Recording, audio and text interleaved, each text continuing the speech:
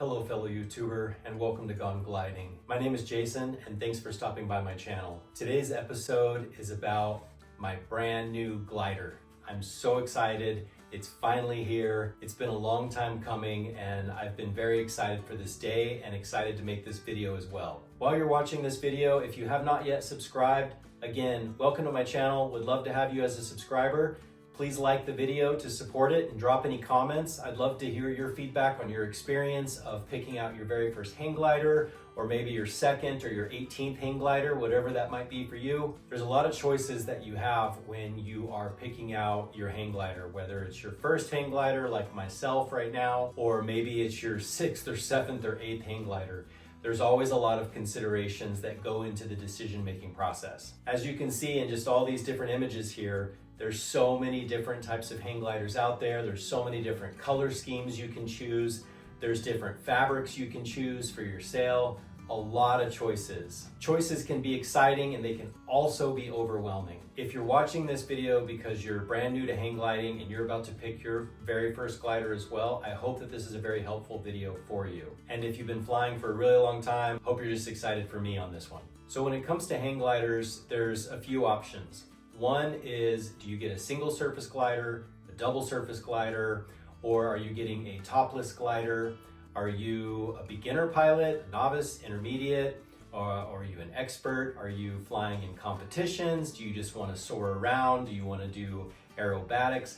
There's so many things that go into that choice. I ended up buying a single surface glider, and I'm going to talk a little bit more about that here in a minute. Another one of the considerations is, what vendor do you want to buy a hang glider from? There's a lot of choices there, and if you can read my hat and my t-shirt, you probably know which way I went. I'm very excited about my new Wing hang glider. I did look at a lot of the other glider manufacturers.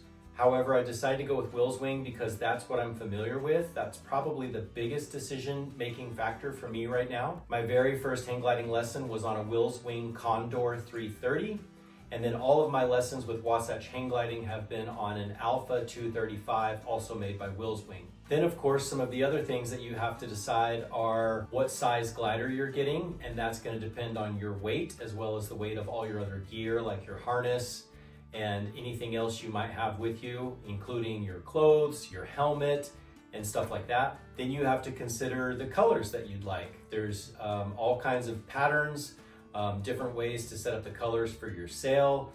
You can even sometimes decide the color for your crossbars, for your down tubes, for your base bar, and all of those other components. And then you can also decide what shape you want your control frame to be.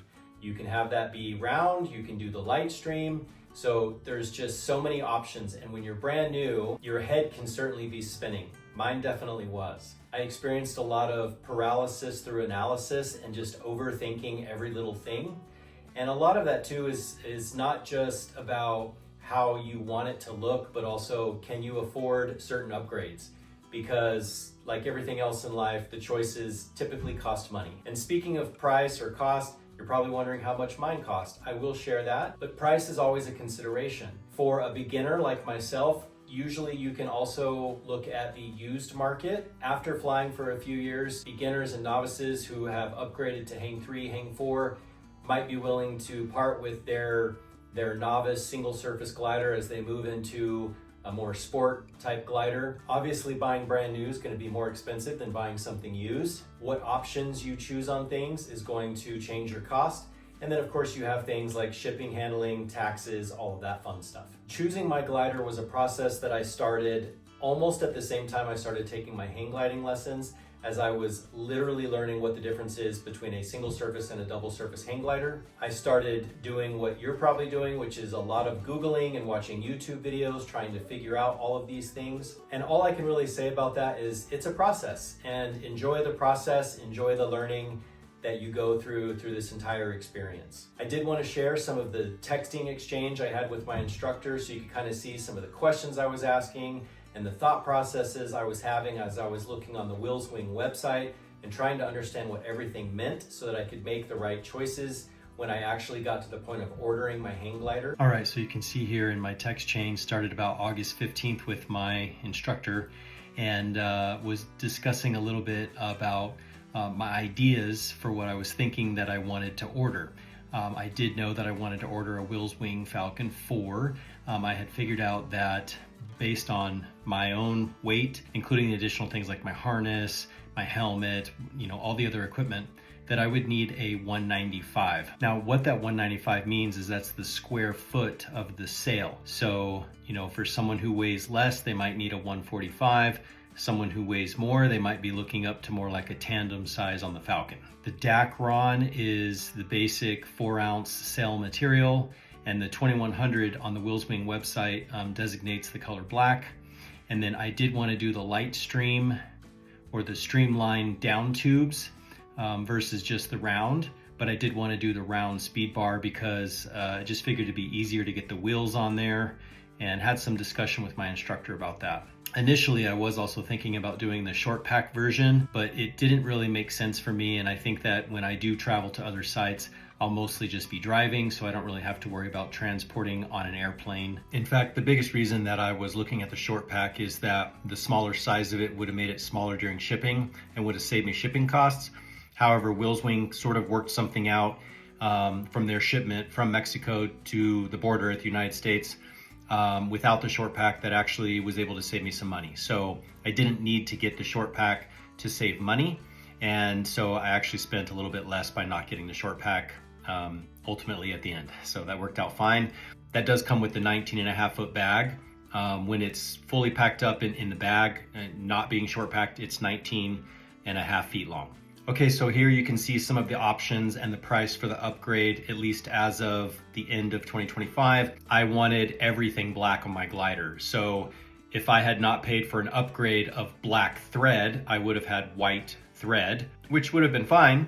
It's just not how I wanted it to look aesthetically. So I paid an extra $200 to have everything sewn with black thread. It wasn't very clear as well on their website, but the batten pockets would have been standard white. So I had to pay an additional increase for that. There's the speed battens that you can have installed on the Falcon 4 on the trailing edge. And so I went ahead and did that. That was another $240. I did the Litestream or the Streamline, whichever way you want to say it, because they say it both ways. I did that upgrade. That was an extra $370 that I could have saved if I just went with round down tubes and a basic round base bar. So you can see the short pack would have been $250 additional, and so I did not pay that, but I did get the DHV hang loop upgrade for another $20. This little section was a little bit confusing, but I was able to figure it out. Basically, you can do your down tubes and your base bar are sort of paired up in different ways, because you can have a round base bar with streamlined down tubes.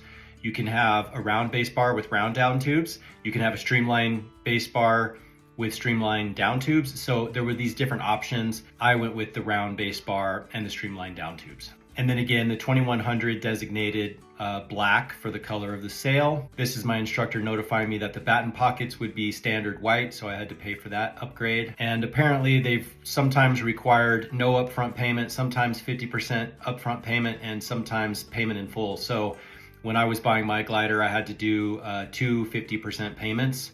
And this is when my instructor sent me the bill. So I did have to pay 50% up front and then 50% about a month or two later when we were getting the glider in. So here I'm sharing the total of what I spent.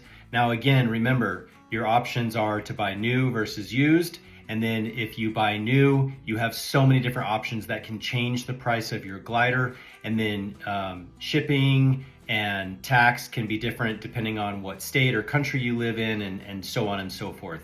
But for a brand new glider, I am very happy with my purchase at just a little over $7,000. Okay, so I don't want to focus too much on the rest of the equipment, but I did want to talk a little bit about it, because your glider is not going to come with a harness. It's not going to come with your parachute. It's not going to come with a helmet. It's not going to come with a Vario. It's not going to come with all the other things that you might have to consider to transport your glider, to pack up your glider, to repair your glider. You might want to buy additional down tubes, or some component that might break, or that are the most commonly broken parts. You might want to buy those when you first buy your glider, so that you don't have a delay in your flight time because you're now waiting another month or 2 or 3 to place an order and get something shipped to you because you had an unfortunate situation happen and you have to repair something on your glider. So that's something to consider. I myself did not buy any extra parts at this time, but I did have to start thinking about my harness and my parachute.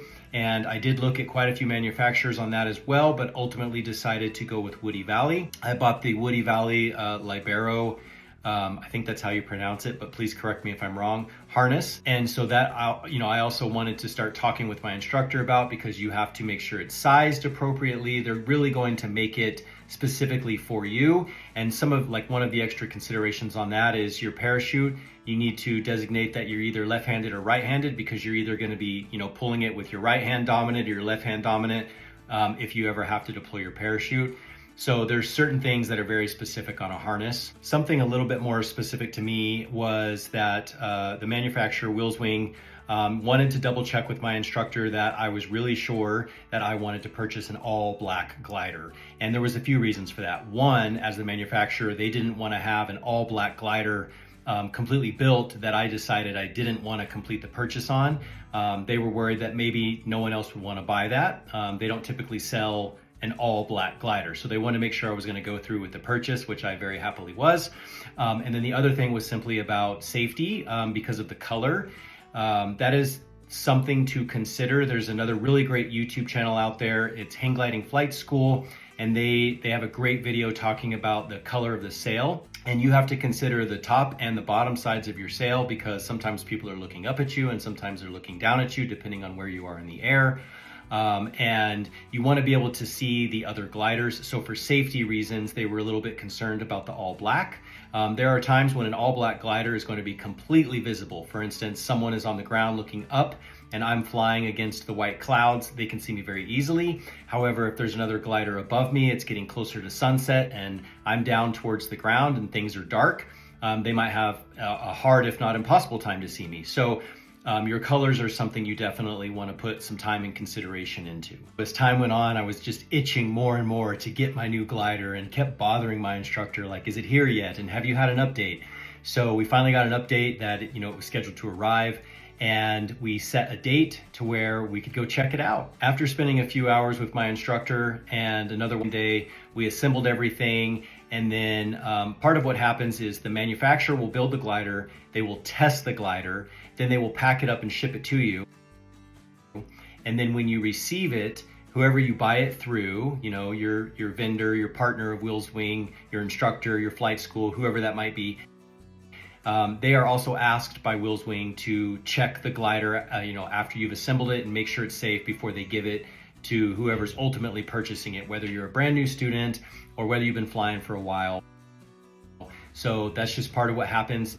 So my instructor, Ted of Wasatch Hang Gliding, was the first one to fly my glider to ensure that it was safe. All right, so I am one of those people who thinks that you should name things because it just makes the experience that much more better and more fun and more awesome. So I wanted to give my glider a name, and I want to discuss some of the options that I was thinking about, because obviously a black glider is pretty sweet, pretty stealthy, pretty cool. There's all kinds of ways to go with it. So some pretty obvious ones that you're probably wondering, why didn't this guy name this glider, this or that? So I'll tell you what I was thinking here. First of all, I was definitely thinking about Batman. The dude is pretty sweet. He's like a superhero. He's got the bat glider that he just pulls out and flies around with. Super awesome, and definitely gave that some consideration. The B-2 Stealth Bomber, obviously it looks like a hang glider. It flies really high. It's stealthy. It's like this superpower weapon. I was in the military. So there's just all these reasons that I gave this some thought, but I went with something else.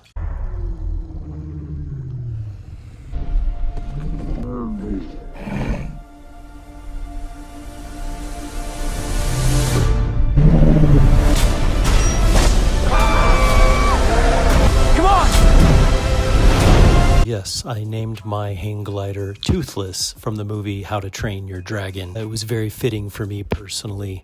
I actually had a hang glider buddy of mine ask me why I didn't name it Batman. And my response to him was that Batman's a billionaire, but Hiccup is broke, just like me. Batman is strong, but Hiccup is frail and weak, just like me. Batman rarely flies, and he only does so to stop crime, whereas Hiccup flies all the time because he loves to fly, like me. Batman's wing is just a wing, but Hiccup's wing is a dragon that shoots lightning fire, and Toothless got shot down and his wings clipped, but fought long and hard to recover and take on a new and even better life, like me.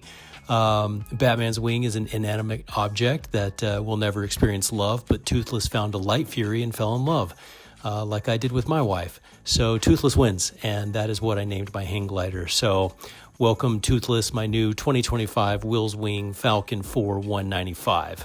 Do you ever ask yourself, do I have to weld to be a hang glider pilot? No, you don't.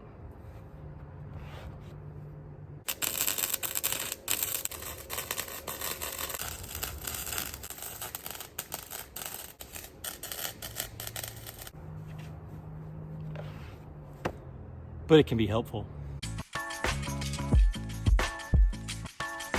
One of the interesting parts about hang gliding is figuring out how to get it to and from your launch and land place.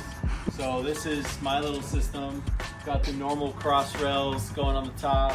This is just to keep it from flapping around too much. So I built this, which I just welded together a bunch of conduit and some metal I had laying around the backyard. Put down some suction cups on some wheel casters so it can move around a bit. And I've currently just got some paracord on it, which I think I'm gonna swap out for some wire rope. But this is my first time bringing it home and it didn't fall off the car. So I'm gonna count that as a success. Yeah, this is where I'm getting started with how to mount a hang glider on a vehicle.